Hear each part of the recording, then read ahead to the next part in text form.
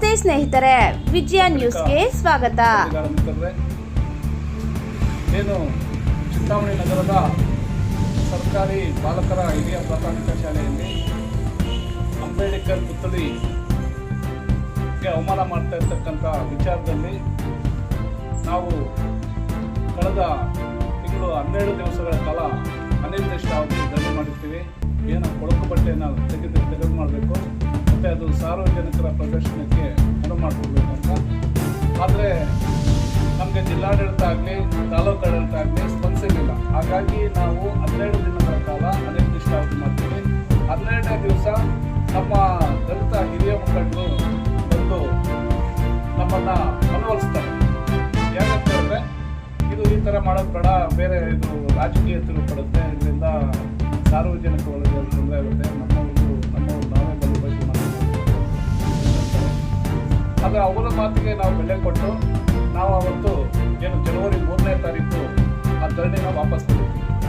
ಆದರೆ ಅವಾಗ 1 ವಾರಗಳ ಕಾಲ ಅವರು ಕಾಲಾವಕಾಶ ಕೊಡಿ ಅಂತ ಕೇಳ್ತಾರೆ. ಹಿರಿಯರಾಗಿರ್ಬೋದು, ಜಿಲ್ಲಾಧಿಕಾರಿಗಳಾಗಿರ್ಬೋದು, ಇದನ್ನು ಸಚಿವರಾಗಿರ್ಬೋದು. 1 ವಾರದ ನಂತರ ನಾವು ಅದನ್ನು ಕಾನೂನುಬದ್ಧವಾಗಿ ಅನುಷ್ಠಾನ ಮಾಡ್ತೀವಿ ಅಂತ ಭರವಸೆಯನ್ನು ಕೊಟ್ಟಿರ್ತಾರೆ. ಆದರೆ ನಿನ್ನೆ ಸೋಮವಾರಕ್ಕೆ 1 ವಾರ ಕಳೆದಿದೆ. ಆದರೆ ಇದುವರೆಗೂ ಜಿಲ್ಲಾಡಳಿತ ಆಗಲಿ ಅಥವಾ ಸಚಿವರಾಗಲಿ ಅಥವಾ ತಾಲೂಕು ಆಡಳಿತ ಆಗಲಿ ಯಾವುದೇ ಕ್ರಮ ವಹಿಸಿರೋದಿಲ್ಲ. ಹಾಗಾಗಿ ನಮ್ಮ ಹೋರಾಟ ಮುಂದುವರಿಸಬೇಕಂತ ನಾವೆಲ್ಲ ಒಂದು ನಿರ್ಣಯ ಮಾಡಿದ್ದೀವಿ. ಇದನ್ನು ನಾವು ಮುಂದಿನ ಶುಕ್ರವಾರ ನಾವು ಇಲ್ಲೊಂದು ಸಭೆಯನ್ನು ಕರೆದಿದ್ದೀವಿ.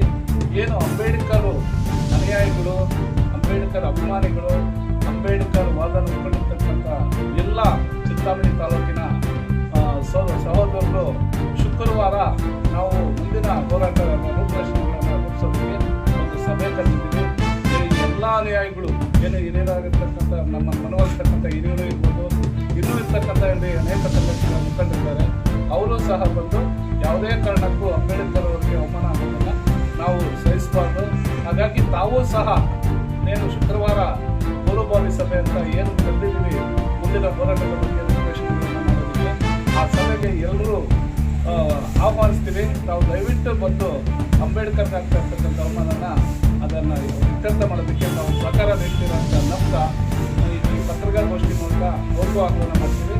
ಆದರೆ ಇನ್ನು ಜಿಲ್ಲಾಡಳಿತ ಮತ್ತು ತಾಲೂಕು ಆಡಳಿತ ಇರ್ತಕ್ಕಂಥ ಅಂಬೇಡ್ಕರ್ ಏನು ಸಾರ್ವಜನಿಕ ಪ್ರದರ್ಶನಕ್ಕೆ ಬಿಡೋದ್ರಲ್ಲಿ ಅಂಬೇಡ್ಕರ್ ವಿರೋಧಿ ಧೋರಣೆ ಅಂತ ಹೇಳ್ತಾ ಇದ್ದಾರೆ. ಇದು ಚಿಂತಾಮಣಿ ನಗರದ ಸಾರ್ವಜನಿಕರ ಸಹಸಲ್ಲ. ಆದರೆ ಅಂಬೇಡ್ಕರ್ ಅವರು ಬರೀ ಪರಿಶಿಷ್ಟ ಜಾತಿ ಪರಿಶಿಷ್ಟ ವರ್ಗಕ್ಕೆ ವ್ಯಕ್ತಿ ಅಲ್ಲ, ಅವರು ಇಡೀ ಎಲ್ಲ ಜಾತಿಗಳಿಗೂ ಬೇಕಾದಂಥ ವ್ಯಕ್ತಿ, ಎಲ್ಲರೂ ಸಮಾನವಾಗಿ ಇರಬೇಕಂತ ಆಶಿಸಿದಂಥ ವ್ಯಕ್ತಿ, ಮಾನವತಾವಾದಿಗಳು ಆಗಿದ್ದಾರೆ. ಹಾಗಾಗಿ ಅವರ ಆಶಯಗಳಿಗೆ ದೂರ ಕೊಡಲಿಕ್ಕೆ ಈ ಚಿಂತಾಮಣಿ ನಗರದ ಸಾರ್ವಜನಿಕರು ನಮ್ಮ ಹೋರಾಟದಲ್ಲಿ ಮುಂದಿನ ತಿಂಗಳಲ್ಲಿ ಭಾಗವಹಿಸ್ತಾರೆ ಅಂತ ನಮಗೆ ಆಶಾಭಾವನೆ ವ್ಯಕ್ತಪಡಿಸ್ತೀನಿ.